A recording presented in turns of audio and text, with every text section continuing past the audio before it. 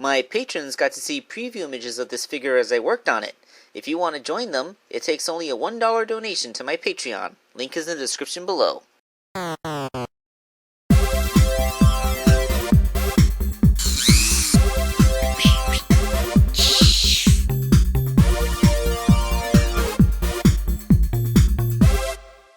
Hello out there, this is Wake Angel 2001, and I am coming at you with a commission of one of the last creations of the pre-Super Genesis Wave continuity, the Egg SWAT. But first, let's talk a little bit about the eponymous SWAT Bot series, shall we? SWAT Bots were introduced to us in the Sonic Saturday Morning cartoon, and we give them a lot of flack these days, but they were actually pretty intimidating back then. After all, they were like twice as tall as any of Sonic's friends, and they were pretty tough too. In almost every episode where they were confronted, there was something to be evaded or outsmarted. When it came down to actually fighting with them, the Freedom Fighters almost never destroyed any of these things. I can only think of a couple of instances where they actually took these things on head on. It's just not something that you did because they were that dangerous. Of course, they were nerfed somewhat in the comics, especially in the early days, since it took the Adventures tone, which is more comedic, although SWAT Bots would receive numerous upgrades and sidelines, as you can see here in this little montage showing some upgraded Shadow Bots, along with some E-Series joys because Sonic Adventure had come out, and Combots.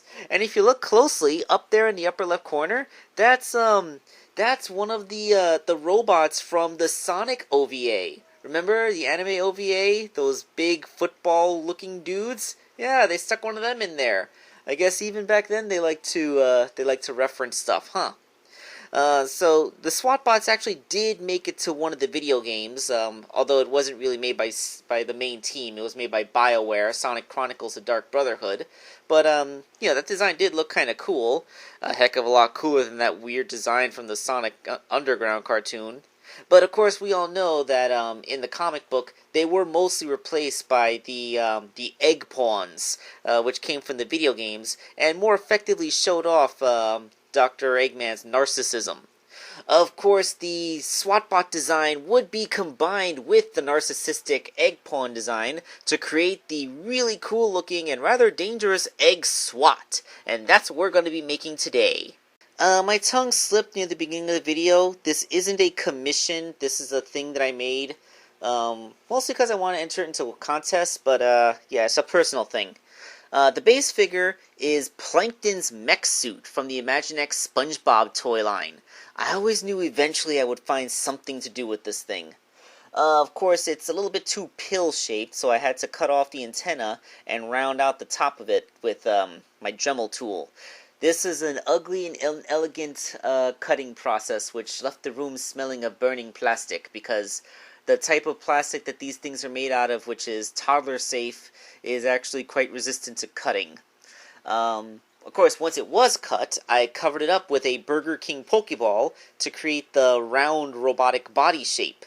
I had to drill holes into the side and bottom of the ball to allow the arms and waist to go through, and thankfully, the way I cut it, everything fit pretty well out there. Of course, the plankton mech can't be dismantled, so I had to sculpt everything on in one piece, which basically works the way you'd think it would. And then I had to make the SWAT Bot head. I simply took a gumball machine bubble and cut it until it was a nice smooth hemisphere, and then all I had to do was decorate it and then stick it on top. So let's take a look at the completed Egg SWAT. Man, I had a hard time getting that sentence out. And there it is.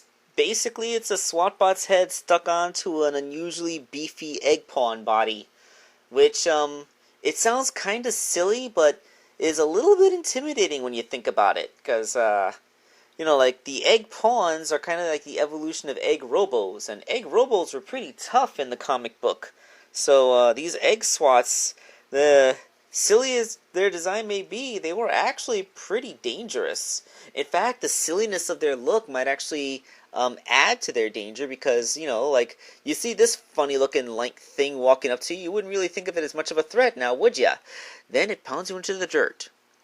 Alright, so I hope you guys like this one. It was a relatively simple thing, all things considered. Like, the hardest part was drilling the holes in the side of that Pokeball, but I digress. This has been Wake Angel 2001. I hope you like this figure, and we'll catch you next time.